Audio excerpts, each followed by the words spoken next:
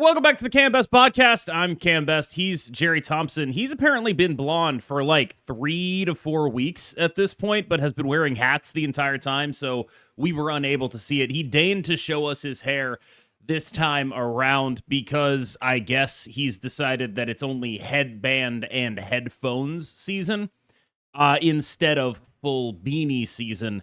I had no idea he was blonde this whole time. I brought it up. He said, I told you 3 weeks ago, and you said you were going to cut it out. I don't remember that happening. B, I don't remember cutting it out. So it's possible everyone else knows. Yeah, except it's possible you. Everyone knows except for me, right? Like, this is a secret to nobody except for me, the person who talks to you for X amount of hours every week.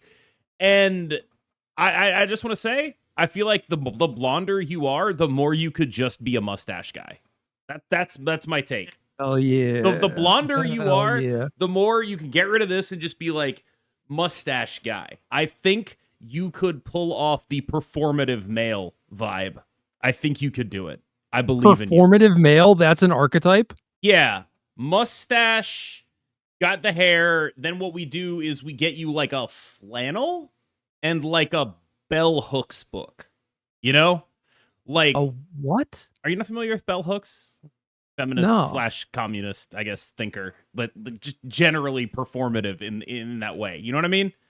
Just get like it refers to, I guess I would describe the archetype as sort of referring to like performative wokeness is sort of what it's getting I'm at, just right? virtue signaling the guy. Yeah. And right now, that archetype of guy is a mustache guy.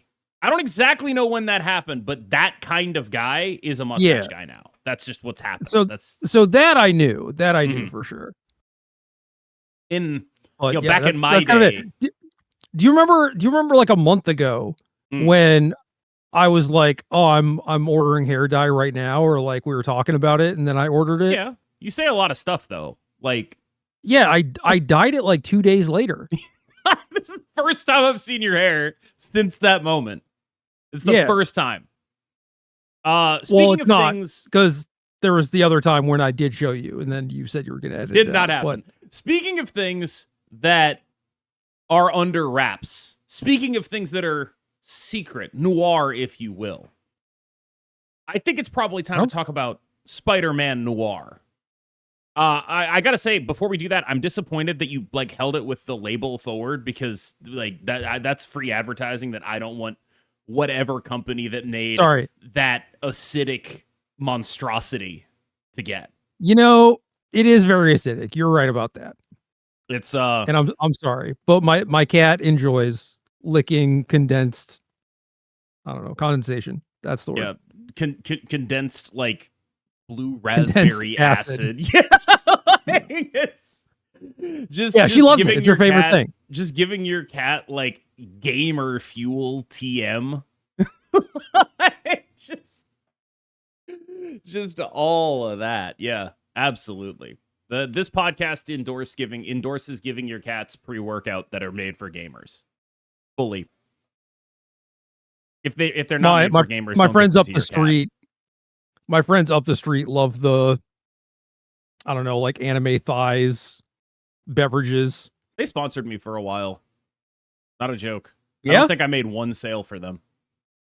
Wow. Yeah, I was not good at it. Is it like G Fuel or something? Is that it?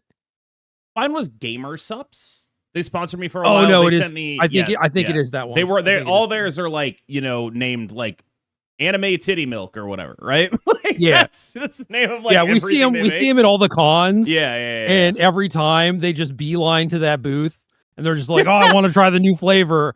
And then me hanging around that booth, this is the most miserable I'm ever going to be at this con. Which is saying a lot considering what the average experience at a con is like. Like that's a really bold statement. I feel like is like that's. I don't engage much though. You know, I'm mostly just walking around, looking at people's cosplays and looking at like artwork and merch and stuff. And I just try to not engage at all. Mm-hmm. And then it's mostly fine. You're keeping it under wraps, noir, if you will. We're going to try to repeat that segue. If you will. get it back into the context of Marvel Snap. So Spider-Man Noir 4/6 if the cost of your other cards is exactly 8. And I saw a Discord question that was like, why did you guys pick 8? That's such a weird number. Why didn't you guys pick 7 or 6? And it's like, are you aware of how many legs spiders have? Let's just start there. Why did you guys pick 8 for this spider-themed card? I wonder. You know, I'll never... Dr. Octopus. I'll never be able to figure it out. Why did they pick 8 for a spider-themed card? I simply cannot figure it out. It is beyond me. But yeah, this is obviously the 8 does make it a bit awkward. Anyway, when you hit that condition of cost equal to 8, you pull the top card off your deck and put it on the board and give it 8 power. And again, why 8 though? Why 8 power? That is, it's so weird, right? Like, what if it was 7 and gave 7 power? Because 7 starts with an S, which is the same letter that spider starts with in English. Yeah. It might not translate that well into other languages. Sure, yeah, but what if like spiders have 7 legs in other countries? You know what I mean? We don't. Oh, true. I didn't think about that. Yeah, like they might not translate very well, right? You know, the 8 might not translate very well. So give a little bit of respect to them, I suppose. Does Noir have a direct translation in other countries, or like what is That's a really Spider-Man? Good question. I'm guessing in French Spider-Man? they'll be okay. Yeah, they'll figure it out in French, I suspect. But is it? I actually don't know, because that is like absolutely a loan word with connotations that are not the same as its direct translation. I am kind of curious to see what it gets translated as in like Spider-Man Black and White. Yeah, like Spider-Man Detective is almost what I would try to translate it as. Like Detective Spider-Man with the absence of color. I don't what that's a questionable thing to translate into a lot of European languages, I think. No, yeah, okay, that's fair. That's a little with the absence of pigment. Again, like you're really I know it's maybe not even better, but yeah, honestly it's probably worse. But yeah, the you know, history of racism aside, I do think that Spider-Man Noir is like a fairly interesting card in that I can't envision what the good scenario for playing this on 4 is, other than 1 Mr. Sinister 3. That's the one that I can think of. And obviously, Mr. Sinister really goes with this card, I think, because you Mr. Sinister, there's an ordering question here. When you pull a Mr. Sinister out of the deck with this card, does it get the 8 power first, or does its on reveal happen first? Because I'm worried it works the wrong way and doesn't make an 8 power Sinister clone. No, it automatically presets the card's power to 8, I think, right? It's not hope. After the fact. I don't know, because the way it's worded, it's like pull the card and set its power to 8. And I can see that working the wrong way. I can see that being like, I pulled the Brood out of my deck and got 2s instead of 8s. I can see that happening. That would be bad. Okay, have you considered turn 1 Kitty, turn 2 Mysterio, turn 3 2 plus Kitty? That does seem like it would work, yeah. As usual, Mysterio, just the greatest card in the history of Marvel Snap for working the way that he does. Yeah, I can see that. The problem is, you like, okay, if you're going to be a Mysterio deck, so like the way I sort of envision this deck shaping up, you definitely want Mysterio, you definitely want Mysterio, you want Mr. Sinister. Yeah. Which means you want to be a Gwenpool deck, I think. You want to be like doing Gwenpool Sasquatch things, but that's really bad to pull off the top of your deck with this guy. And so it's like, okay, I want to be doing that, but I don't want to play the payoffs that are typical to that. I want to be playing buff cards. I probably want to be playing Merlin to manage not just the cost on my board, but how much crap I'm going to be putting out there, how clogged my lanes are going to be getting. So like, I see Mysterio, I see Mr. Sinister, I see Merlin, and I see this card. And then it's like, okay, what is the rest of the deck from there? What direction? Well, I don't know. That I don't know. Are you a Squirrel Girl enjoyer? No, never will be. If I have to play Squirrel Girl to play a new card, I'm just going to not play the new card. There is no new card that is good enough that putting Squirrel Girl in your deck is ever justifiable. Iron Law of the world. What about Moira? Does that count for making Squirrel Girl good? I played Squirrel Girl in the Moira deck for a little bit and immediately cut her for the hood within a day and a half. Damn. Yep. All right. Squirrel Girl 2/3 works, right? What? For Noir? Oh, yeah. Squirrel Girl 2/3 does work. So, like, you know, that is a thing you can do. That's the cleanest curve, probably. I find it hard to believe that you can call that a clean curve because it's like, yes, it works when you get Squirrel Girl on one, but you actually have to play the Squirrel Girl on one, and the rest of the time it doesn't work. It's like, I don't know about any of this stuff, right? There's stuff this card does that I think is interesting. There are things that I have been generally, like, conceptually, I think this card could have been good in a different metagame, but it still could be good if, let's say, it's able to create its own kind of mid-rangey deck that, like, probably fairly obviously plays Shadowgate Cosmic Ghost Rider, which we'll get to later, I think. What if you do all this work and you put an 8-power thing in play, and then they Shadow King it? Yeah. That's, I would describe that as bad. I think is what would happen. You'd be sad. You'd be like, oh, man, I feel really bad that they did that. Especially if you Squirrel Girl or Mysterio'd all your board slots away. Yeah, see, that's the problem with, like, being a Squirrel Girl gamer, is, like, no matter how good the payoff for being a Squirrel Girl gamer is, unless you are, like, getting rid of that shit, it's never good enough. Yeah. It's just, it is impossible for anything to be worth having ones in your slots. It's so impossible for that to ever be worth doing. It's a shame. That's why I thought bringing up the Moira thing was kind of a cheat, because you just plan on killmongering all that stuff away anyway. So. And even in that deck, she's, like, not good.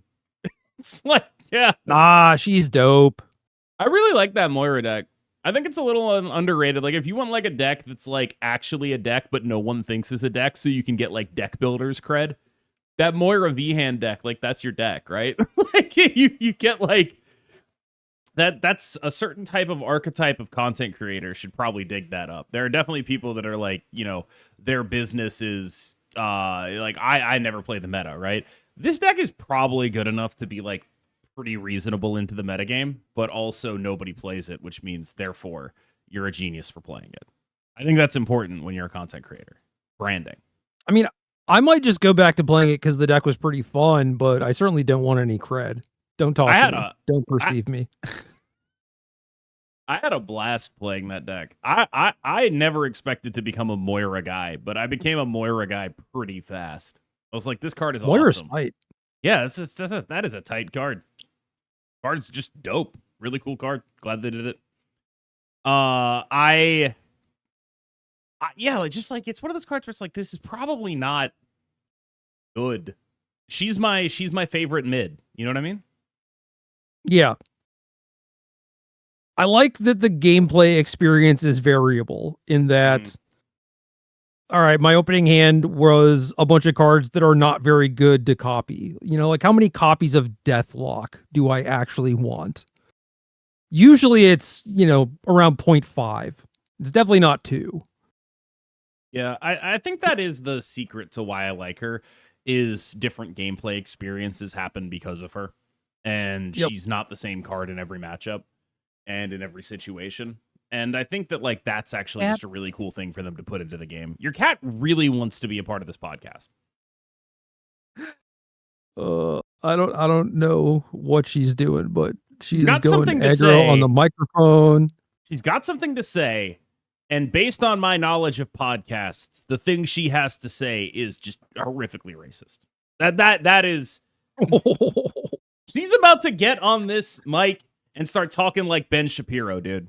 Like, she is about to go. I was gone for 4 hours today. You think she was podcasting, jamming dude. Jordan Peterson? Yeah. She was just listening to every Joe Rogan episode on, like, one on like 10.2x speed.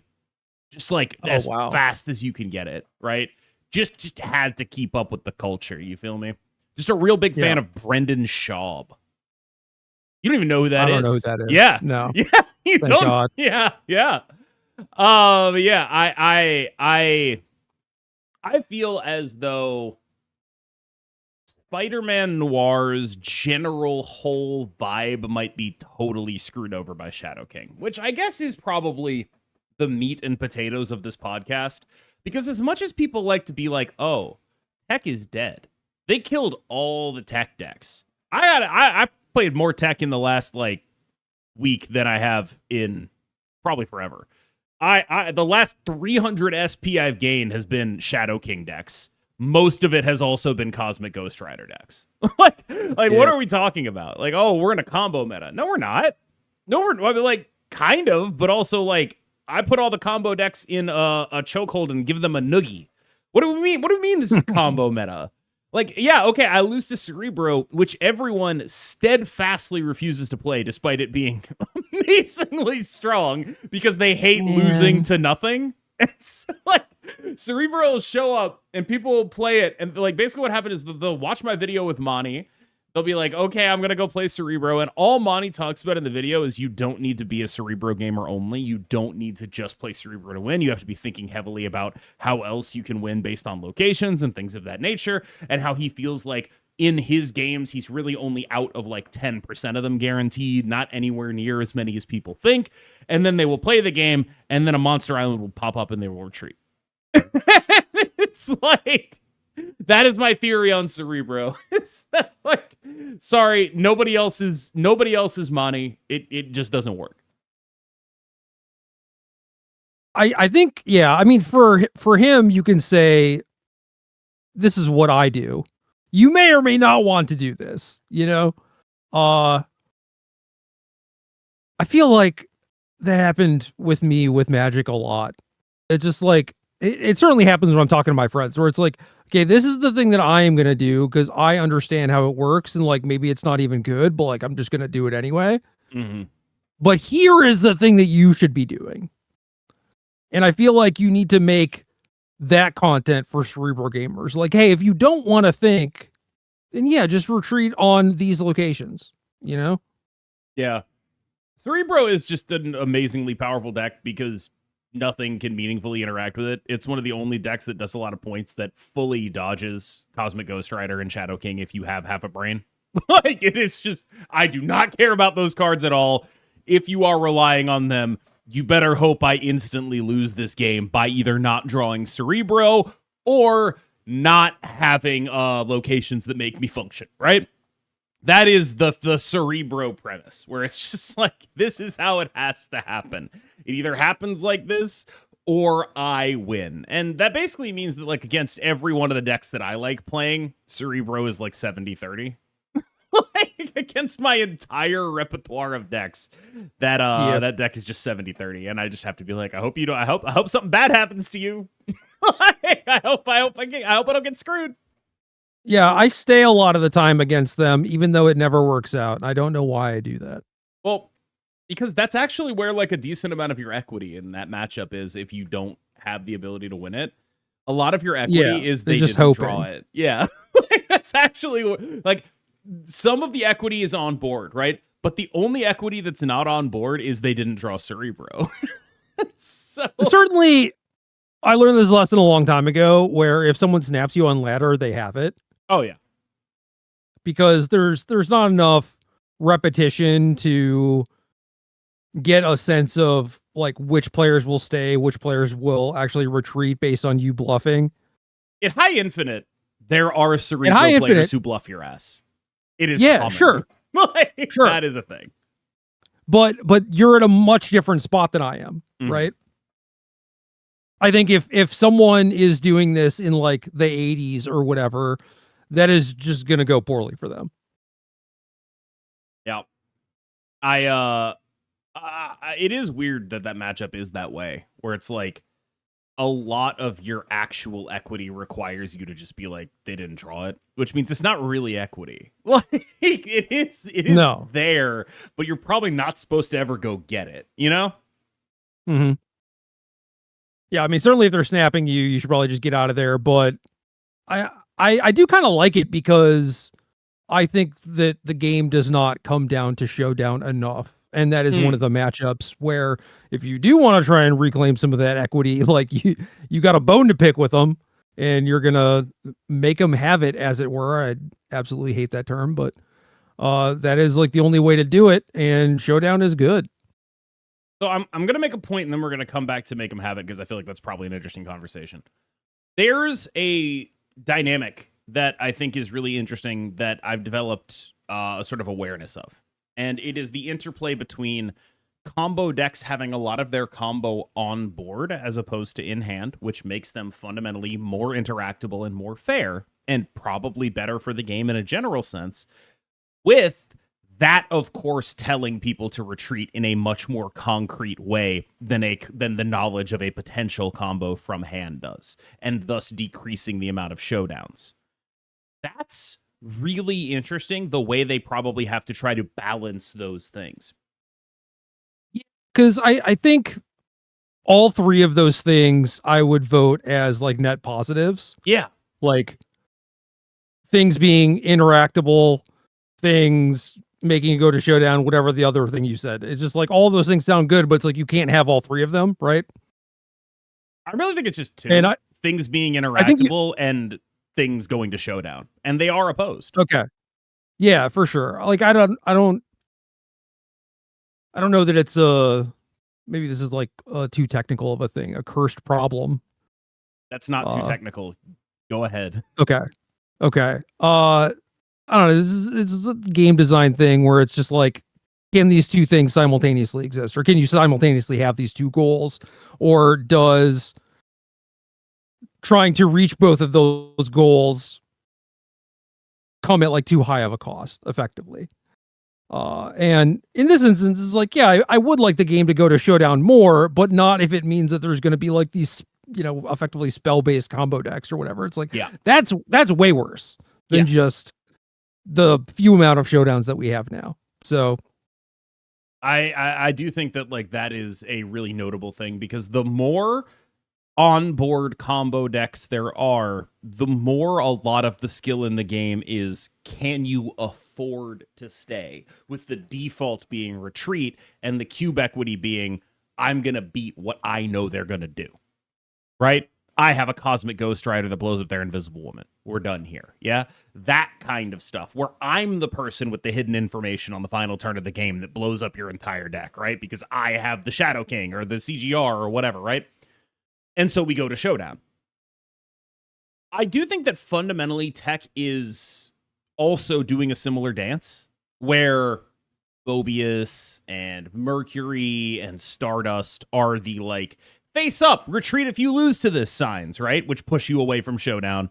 And then CGR and Shadow King are the ones that are like, we're still going to showdown, but you also totally fall apart now. Yeah, those are a weirder scenario, because a thing like Mobius is just kind of silly. It sits there, it taunts you. You as the Mobius player don't know if it ever did anything or not. At least with Stardust, maybe they play a thing that is supposed to put a thing into play or whatever, and you get to see like, hey, my card actually did something. But with Mobius, you don't. And in theory, if like that card was more interactable, I think it would be fine. But it's also like insulating the opponent. It's just a silly card. Stardust, I think, is a good example of that kind of tech card. Top-down game design perspective. We're going to start with an easy yes or no, and then we're going to get into the nuances. So don't worry that there's a nuanced question that I'm going to ask you and then demand a yes or no answer. We're still going to talk about the nuances. Okay. The direction they've been taking with tech, thumbs up, thumbs down.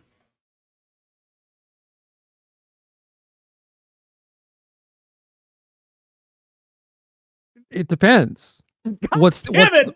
what's the end goal? What's the end goal? Are things better now? Sure. I think that's fundamentally what I'm asking. Yeah, I think with like Mercury being relevant and Cosmic Ghost Rider existing and Shadow King having worse stats, but like still clearly being important, I think this is mostly a good thing. Today even I had like a horde and a zombie giant man, and they played a Shang-Chi, only killed one of them. I won the game. And it's just like that's nice because I had to play both big things to a location. Dude, I am constantly playing like old Shang-Chi is going to beat me. I constantly am like, oh man, I don't know about this. I lose to Shang-Chi here. And my chat is always just like, what are you talking about? Like, it doesn't do that anymore. Like, oh man, I'm going to get Shang-Chi. It's funny because totally the change happens. It is so much functionally similar to what it was before, except for like the weirdo corner cases where it's not. Mm-hmm. And because the card changed, people are playing it less. Also, I think it itself is less relevant than it was previously. And it just means that you haven't gotten indoctrinated to what the actual text change is. That is correct. I have played against, I don't know how many Shangs since the change. I have never once correctly assessed the situation with his new text. Not one time. I'm kind of surprised that I have. Like they did it to me and I was like, yeah. I was just not scared of that at all. I have so much muscle memory around that card.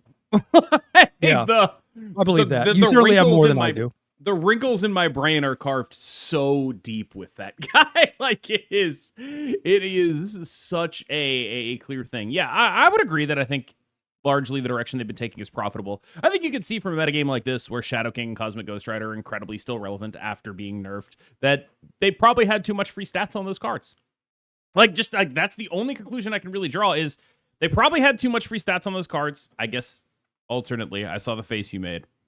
Alternate conclusion is the stuff they beat is way too strong, and so you have to play them anyway. Yeah, there's that. I was just gonna say that I think that there is a necessity for some amount of interaction. Mm-hmm. And you could make some of these cards much weaker and still have them see play, you know? I'm not saying they should do that because that just kind of ups the rate at which you play a card in its kind of like fail state. And, you know, say Shadow King was like a 3-1 or some crap like that. You know, it's like the times where you just have to like run it out on 3 because you're in a matchup where it doesn't do anything. It feels so bad. Yeah. I do think that largely, though, the cards have gotten worse, but they've still filled the role they need to fill to balance the metagame. Which is, I'm not sure that's the result I would have expected. I think I was dead wrong about what these cards actually policed and whether they needed to police that stuff. Like, I really do think that, like, ultimately, this metagame is better. And also, they probably could have done this earlier. And I'm kind of glad that they pulled the trigger on it and did what they did. I feel like it makes things more fluid and more interesting. I do wish there were more options for dealing with stuff like this at a lower cost. Yes, I do too. I was going to ask, what type of tech card would you like to see next? I would like to see Alt Shadow King. That is the thing I would like to see.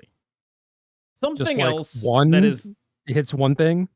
I'm not really sure. Like, just something in a space that is relatively cheap. I mean, 3 or less here when I say this. That deals with one really big green power guy. You know? Something in that space that's just like, I don't get completely dunked on by Man Spider or whatever, right? Something along those lines. Because right now, the investments are quite high for that. And I just think there need to be, like, maybe there's like another hook you can give it, right? Like maybe it eats, or maybe it's like an expensive card that eats your opponent's green power and gives it to itself or whatever, right?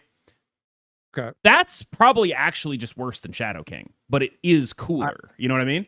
It is cooler. I man spider, you're man spider. Stupid. Yeah. Like that kind of thing, that kind of card is probably not very good. Like it's just worse Shadow King because a lot of the time, you know, if you get rid of the green power, the card sucks anyway. You don't need more than that to win the lane, right? But you could print that at 5 and it would be like, oh, that's like a cool thing to do and put it in a game mode, right? You can make 5/7, 5/8 that card, put it in a game mode, and people would probably play it. And like that would be a cool card to have. 5/0, double its power. Or double the power that it gains. That's quite a terrible card. Yeah, that's bad.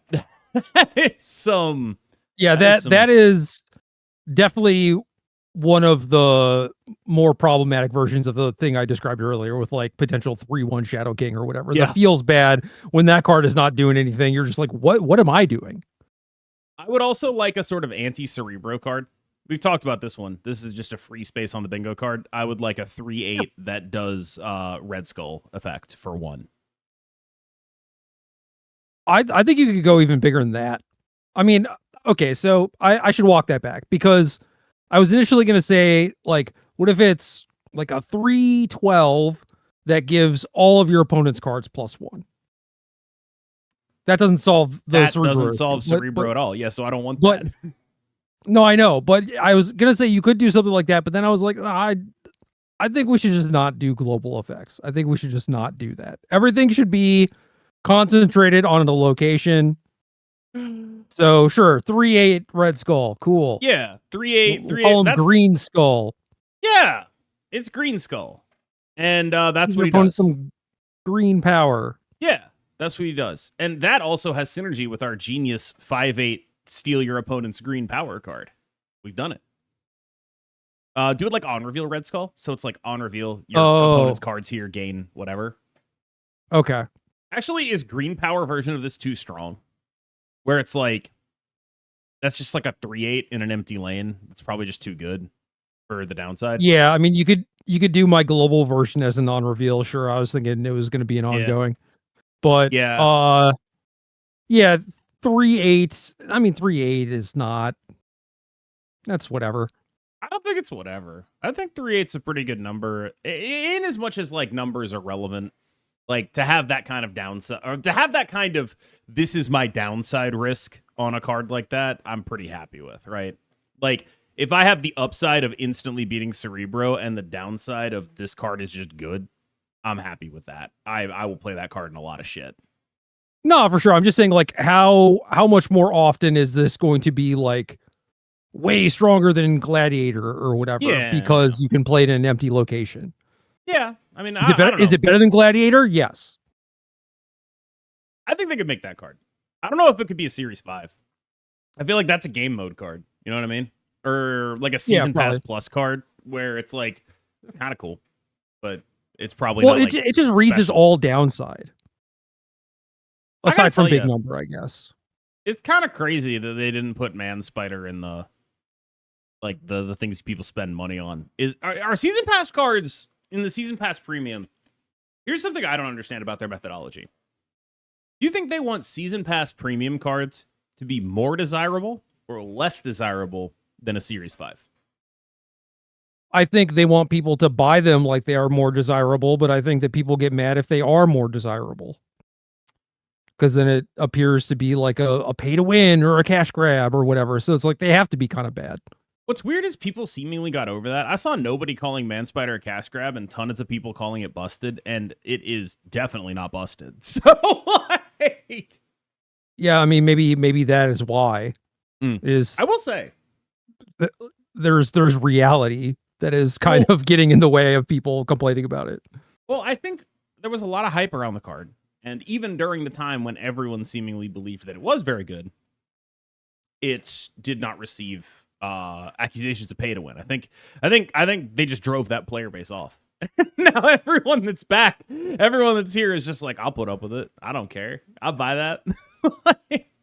I don't think I've played a game with Man Spider.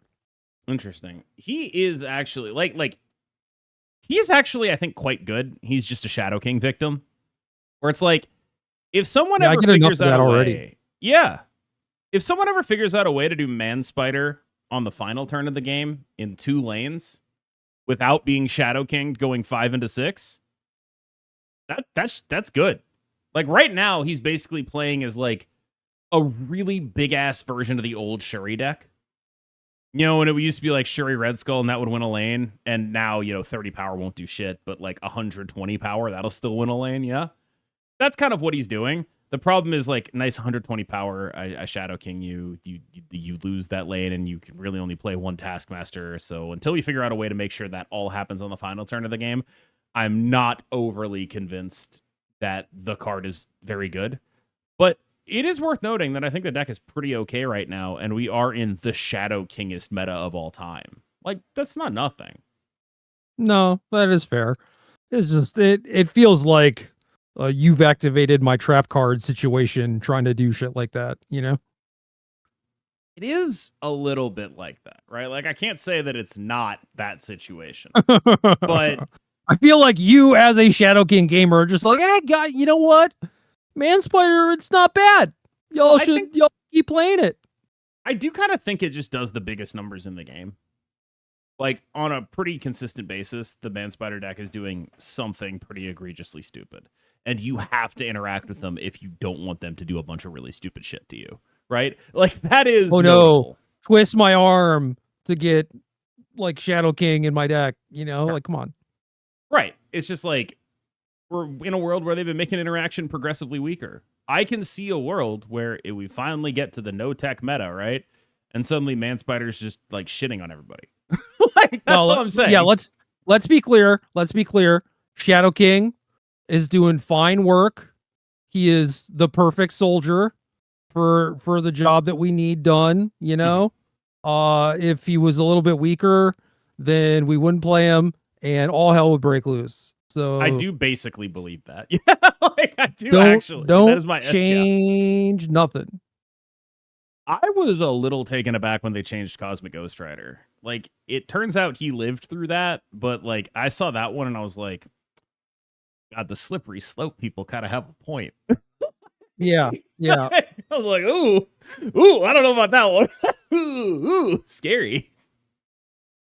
I feel like there needs to be a study done on, you know, like how much does going down a power matter from, I don't know, say 2-3 to 2-2. Like, yeah, that feels pretty bad. It feels very meaningful, you know. But it's like on a 5 cost where like 7 is already not that high and it's going down to 6. It's just like it feels like the amount of power you are getting per energy, or the amount of energy you have to spend to like get that power, is somehow multiplicative or whatever. It feels like it got nerfed by like 2.3 power or something instead of just 1. I actually feel like basically nothing changed, although their timing, as always, is extremely funny. They've had a series of very funny timing mishaps, in my opinion.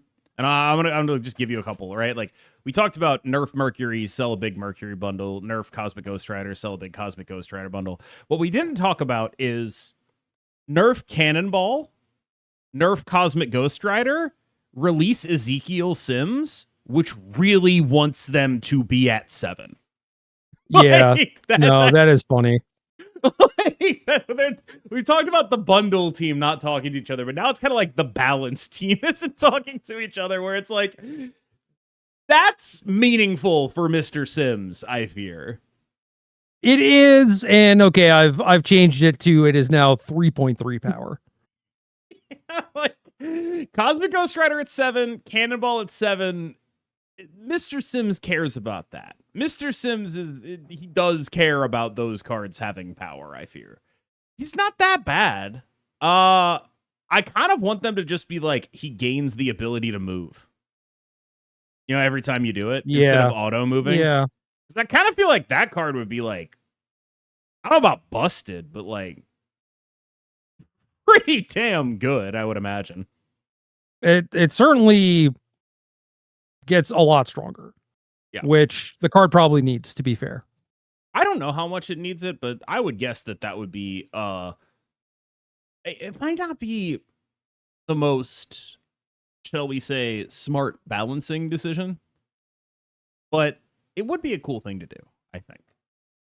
By the way, I should mention a card that I've been kind of secretly impressed with, and that is Superior Spider-Man, where it's just like, he's just slowly entering my consciousness, where I'll get a deck and I'll be like, this would be an interesting space for Superior Spider-Man. Like, this is the kind I could do something cool with Superior Spider-Man here. I'm not saying that he's like, this is a super underrated card that's going to be a staple in 6 months, but I am at the point where I would not be surprised if he had like a breakout and then everyone realized he was good. Like, I wouldn't be shocked. Yeah, it's just a sweet card, but it's not a card that you can slot into everything like Hope mostly was. Which is kind of unfortunate. You do need to be doing something. Yes, you do have to like do things, but I do kind of feel like he's the kind of card that's like a grower and not a shower, you know? Yeah, for sure. It'll take him a little bit of time, but I think he's gonna get there. I think I'm more optimistic on him than I am on a lot of stuff. Like, if you asked me what the best card for the season was gonna be in 6 months, I guess I'd probably say Prowler, but like he is quite up there.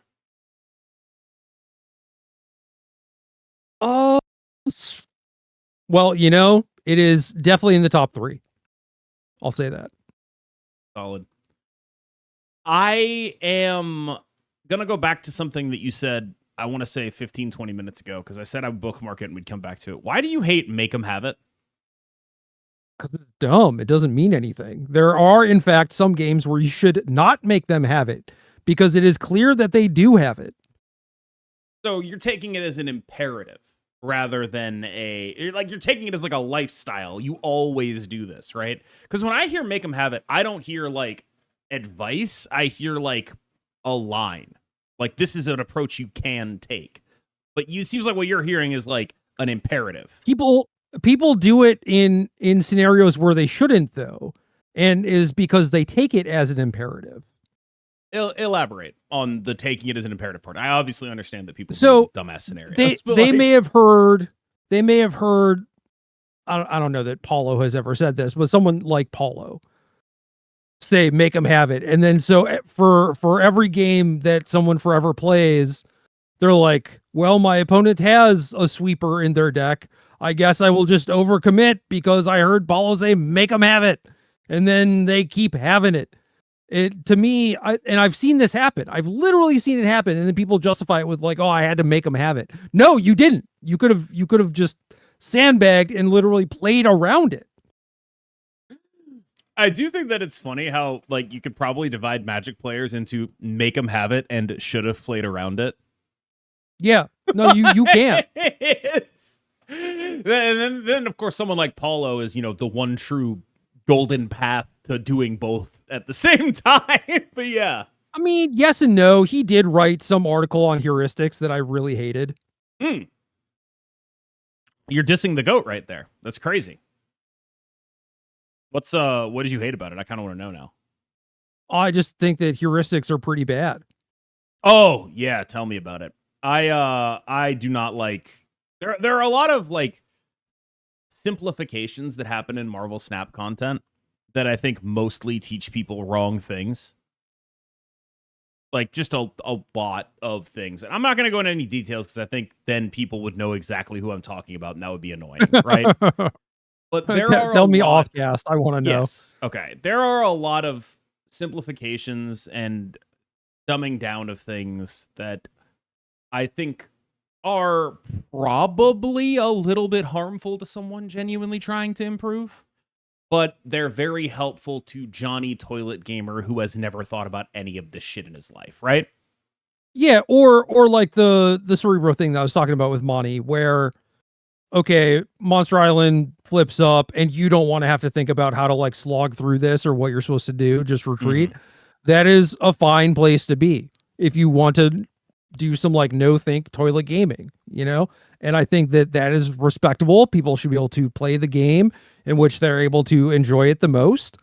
I personally think that there is a lot of merit to be had in learning and personal growth and that sort of stuff, I will try to advocate for those things. But if someone is just like, I just want a sideboarding guide, I'm not going to read the words around it, so who cares, then okay, how can I argue with that? This person knows who they are, they know how they want to engage with this thing, how they're going to get the most out of it. They know better than I do. I will tell you something. The first time I was taken aback by a gap in skill between me and someone else in Magic was when someone asked you like a what's the play question, and you were like, how can I answer this? I didn't see the previous 3 turns. Like they showed you a picture and you were like, what do you want me to do with that? Like there is so much information you're leaving out such that this is not a meaningful discussion we can have. And that's insane. For people who don't understand what I'm talking about here, like what Jerry's argument was effectively, not even an argument, just like statement, was there is so much that happens in a game of Magic, or really any game, like a game of Marvel Snap, in terms of what is the context that has happened here. In Marvel Snap, a lot of that context is visible on the board. And that's to Marvel Snap's credit. It is a lot easier to analyze a game like Marvel Snap. Someone shows me a picture of Marvel Snap, I could probably be like, I understand what happened on every turn of this game because I know what the cards are, right? Well, yeah, you can look at the board and also probably figure out what happened on every turn of the game based on like what things cost. There's some stuff where it's like, oh, well, maybe they tanked a lot on turn 3. Or something. They took a really long time to make their play compared to the other few turns. Yeah. Which meant that they were turning on your stream to figure out what you were going to do first. It meant that they were finishing wiping. Yeah. Right. And that's the thing. It could be that too. Yeah. Just because they took a long time doesn't mean that they had other 3s necessarily. It could just be their wife was yelling at them or whatever. They were in the bathroom for 40 minutes and their leg fell asleep. Yeah. Billy, why haven't you wiped? Why aren't you done yet? Yeah, I once got a message from a player who will remain nameless. We were just having a conversation about like a deck breakdown. And he was like, "I gotta go, man. Billy. I gotta go, man. I've been in the bathroom for 40 minutes." Oh man, that rocks. But yeah, You think he was at home or was he like? He was at home, yeah. In school? Not at the work bathroom. No, this is like an adult. This is like an adult with a job and a wife. I like to think of it as a middle schooler. He got his little bathroom pass.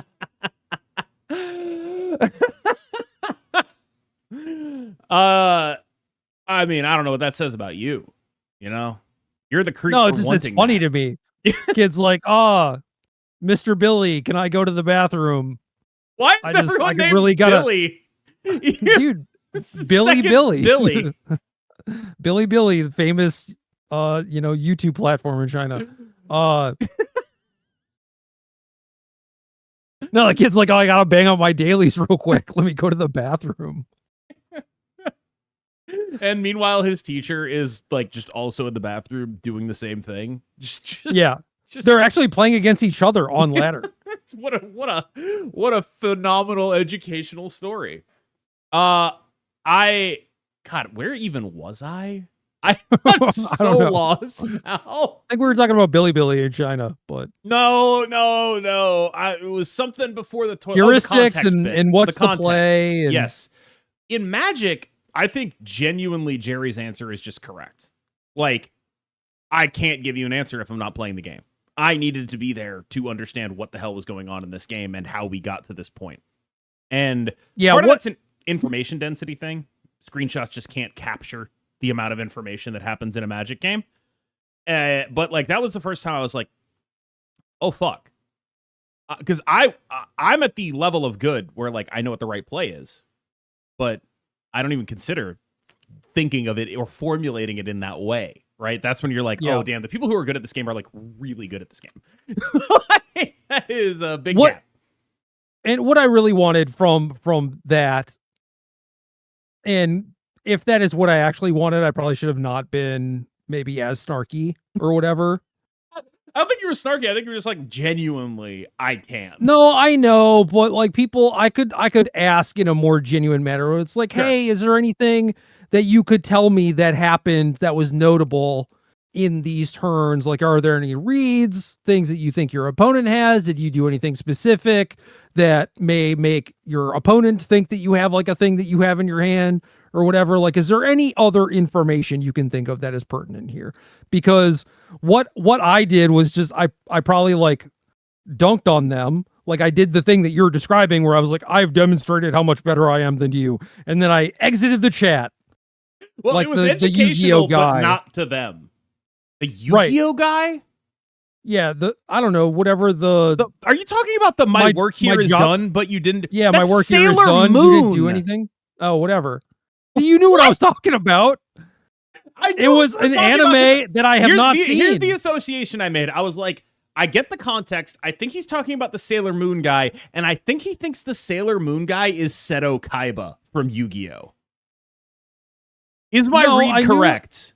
I knew it was the mask guy, and I know that Seto Kaiba is Seto Kaiba.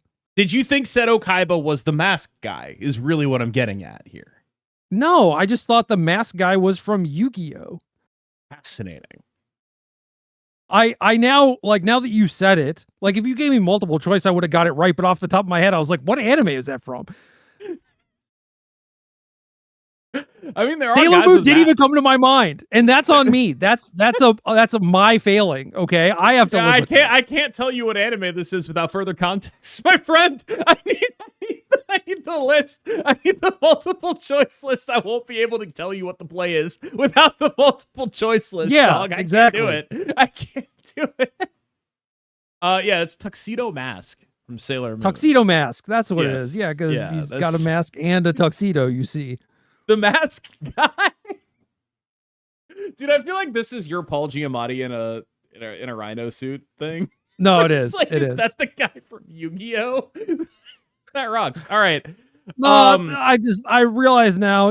I should better myself. All this talk about self-improvement. I should watch Sailor Moon. Yes. Exactly. My girlfriend watched Sailor Moon, which meant that I half watched Sailor Moon.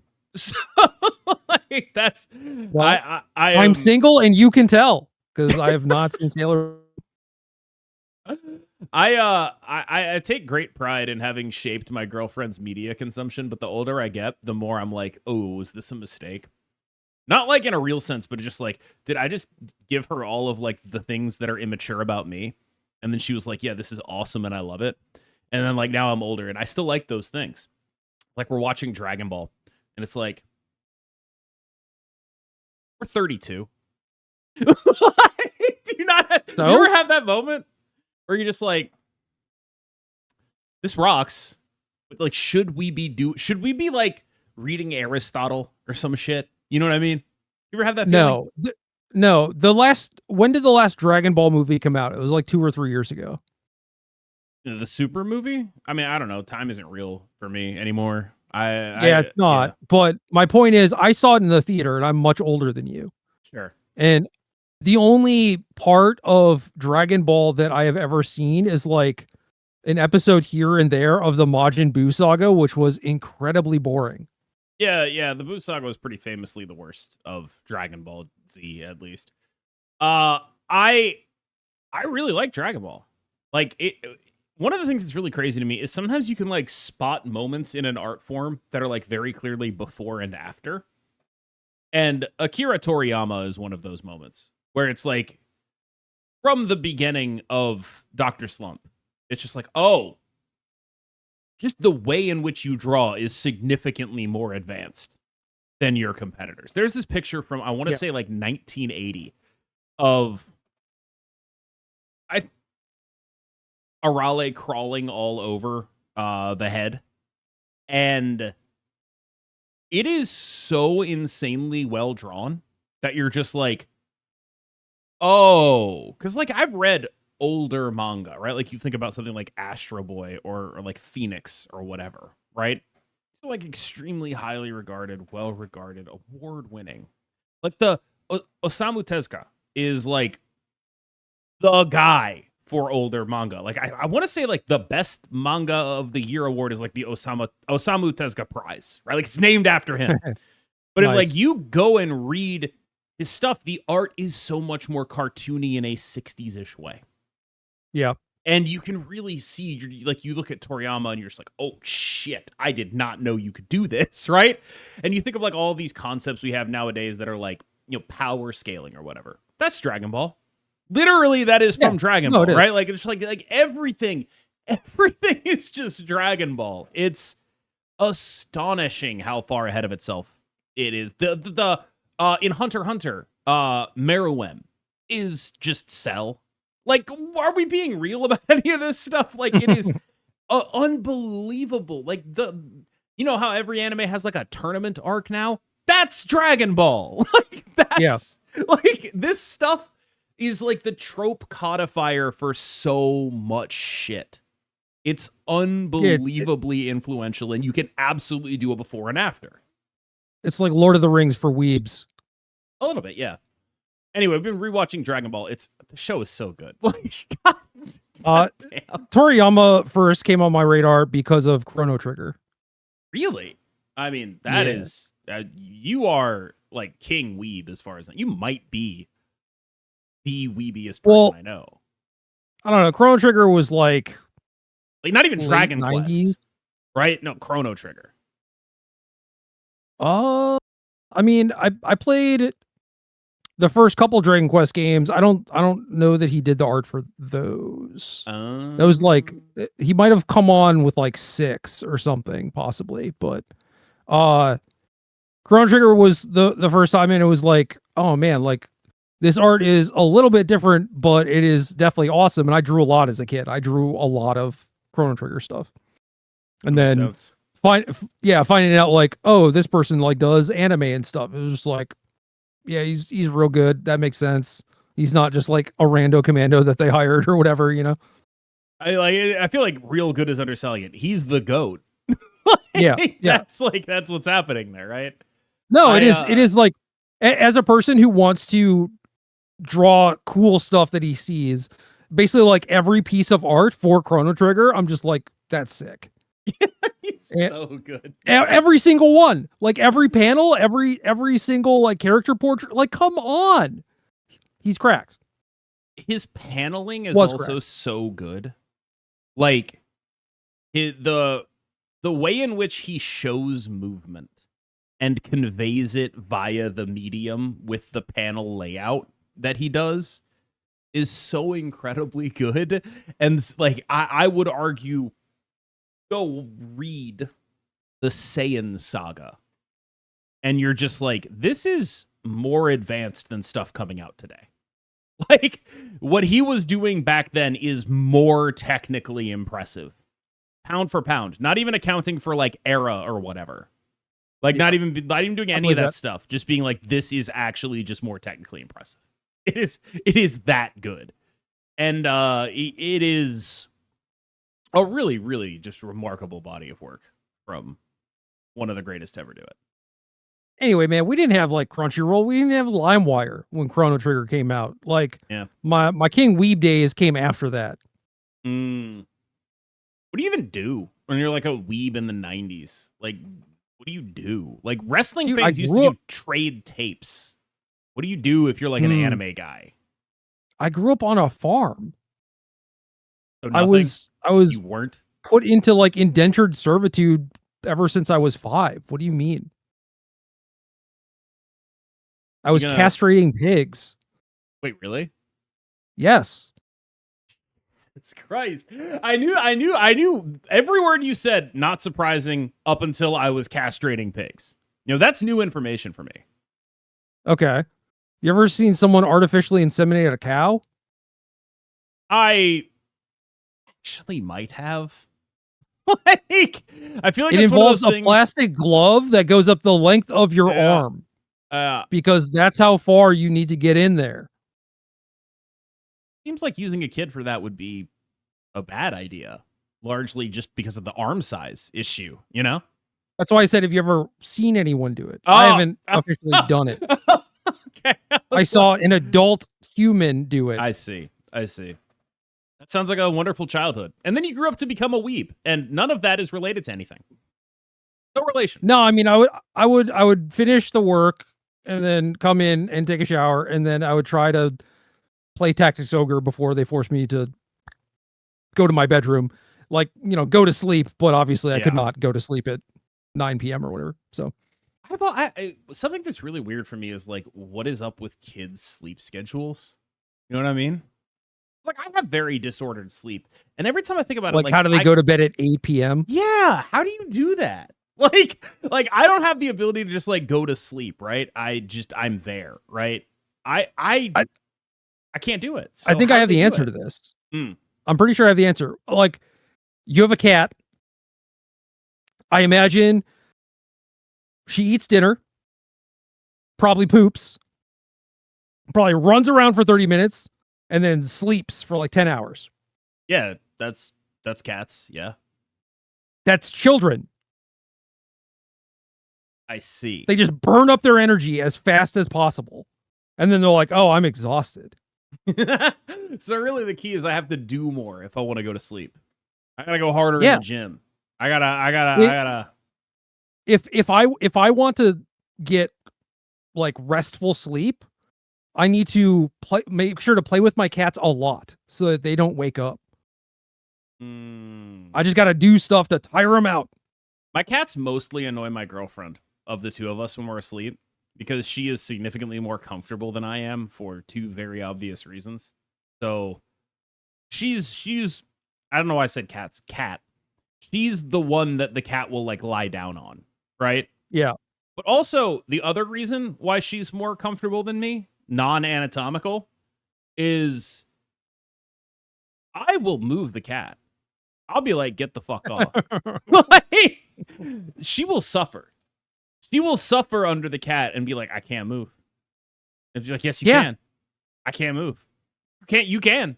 And I think you're that kind of person too. You're like, I can't move. There's a cat on me. I can't get up. I was supposed to go meet friends the other day, and it was like an hour before. I was like, look, I'm ready to go, but I don't know whether or not I'm gonna make it, because I just sent a picture of a cat on my lap. And they're like, it's okay. It's okay. Stay. Come whenever you can. But last night, I was laying down. I got Nora to lay on my back. That's crazy. Yeah. I've tried to do that for a while. I can't make that happen. Well, okay, here's the thing. Here's a little bit of cat knowledge for you. If you shoo away a cat, if you just like push them away or push them off of you, that conveys a certain thing, compared to you picking up the cat and putting them in a different place. Yeah. Yeah. So I think you could get it to a point where cat would lay on you. But I feel like whenever they're around you trying to do something and you're just like shoving them off you, they're probably not going to mess with you that much. That's not how it is. It's not whenever. It's just I am willing, right? My cat jumps on me 100% of the time I stream. She is fully entitled to do all of that stuff. It's awesome. However, if she jumps on me and then puts her butt in my face, then I will shove her off, because I want her, like, I do want to convey that is not what I like. You know, I know it'll never work, but you're not conveying don't put your butt in my face, though. But it's as close as I can get. Pick her up and switch her around. I've tried that. You have one guess what happens after I do that. She puts her butt in your face. Correct. Good guess. Yes. Incredible guess. It's not a good solution. So, yeah. I mean, Pura does that to me too, but I'd still try to swoop her around. I'm like, no, this is good, you know?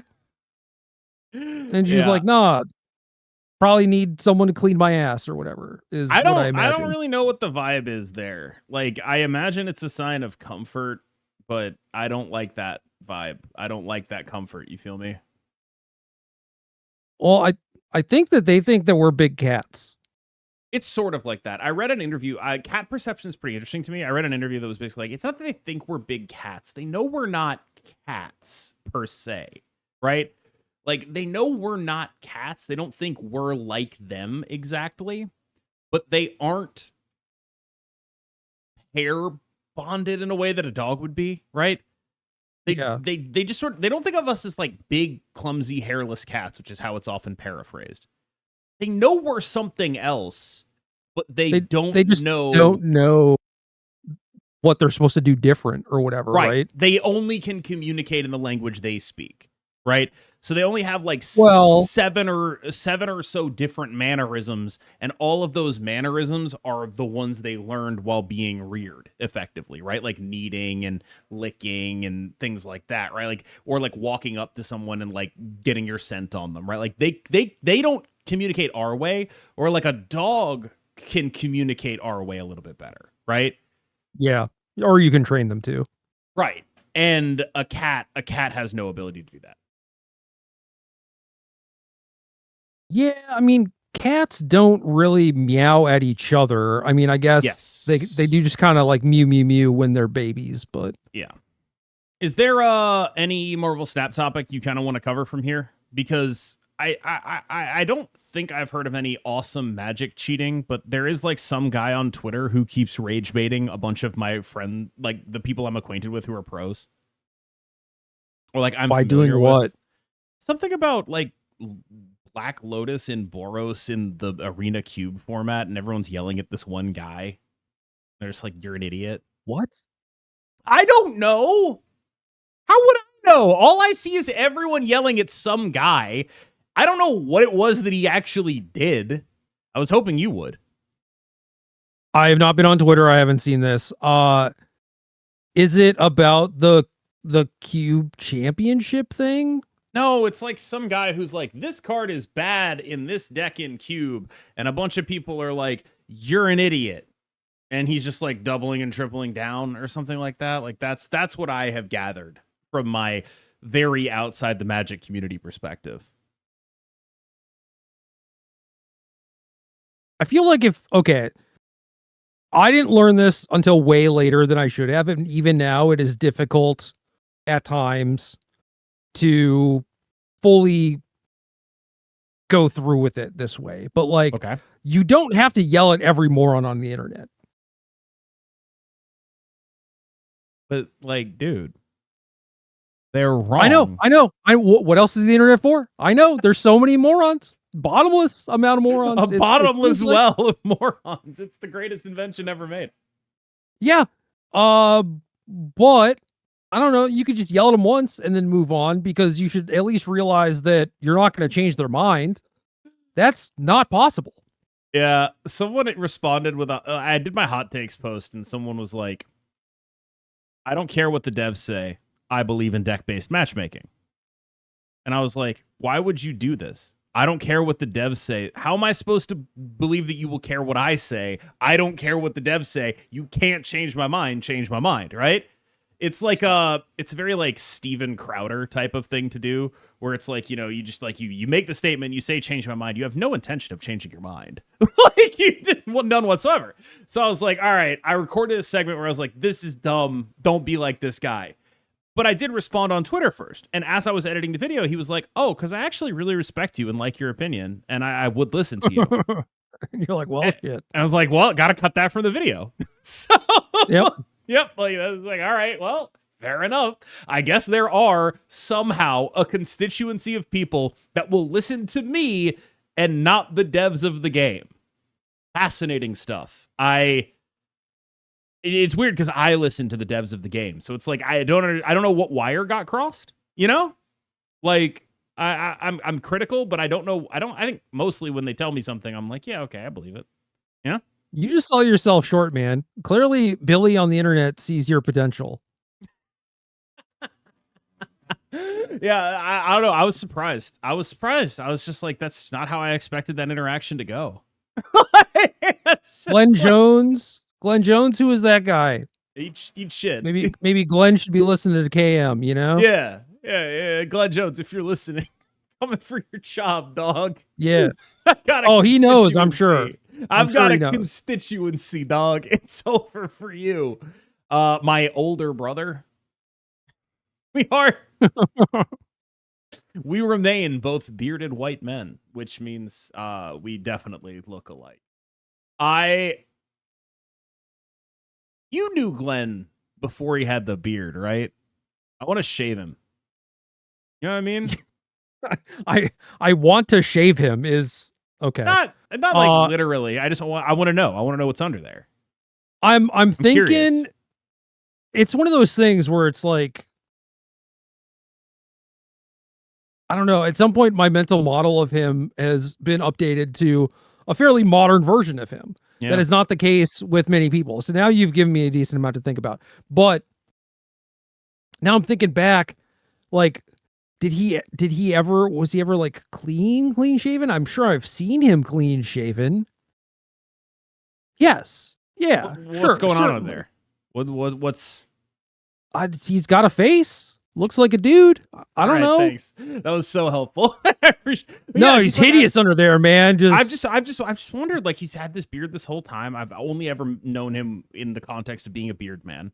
And like, I'm a beard man, but I've shaved for like cosplay goals. I've had a mustache. I've done stuff, right? I stick to the beard because it tricks people into thinking I have a jawline. But yeah, brother. With Glenn, I don't know what's going on under there. There could be anything. And I can't trust it. You know, there could be anything under there. Like, I don't know. Maybe that's what this guy is picking up on. What are you worried about being under there? I don't know, like, it's just tattoos. a face. Like he's got like the Totenkopf tattoo that guy in Maine has. Have you heard about this guy? Nah. There's like a guy running as like a Bernie Democrat who, as soon as he entered the race, these like Oppo research was basically, hey man, this guy has a Totenkopf tattooed on him. This guy's got like, and his answer was basically, look man, I was in the military. I didn't even know that's what it was. I just thought it was a sick ass skull. Honestly, man, I believe him. I believe that too. But it's just like, okay, man, maybe you're not the person we need for this moment. Like maybe just sit this one out is sort of where I'm at. Despite the fact that I believe him, it's like, all right, man, relax. Like, really. I would take a Bernie style Democrat, even with some sketchy tattoos, over the alternative. You know, that's how you get John Fetterman. Look, you're not wrong. That's the thing.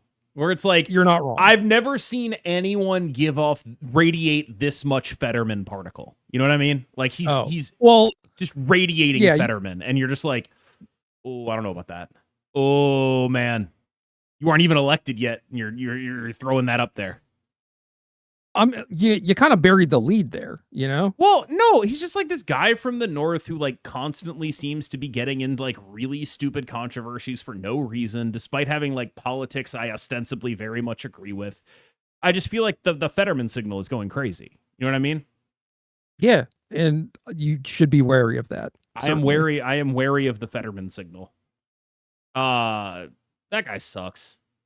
He did a post after he fell on his face that was like, thanks so much for all the medical care I can get, right after voting to reopen the government without guaranteeing that I get medical care by not continuing the Obamacare subsidies. That guy sucks. That guy sucks so bad. I'm glad you have good medical care, you fuck. I won't in a month and a half. Thanks, man. I appreciate it. But I'm glad you get the best care. That's really sick, dude. Thanks. I do not like that man.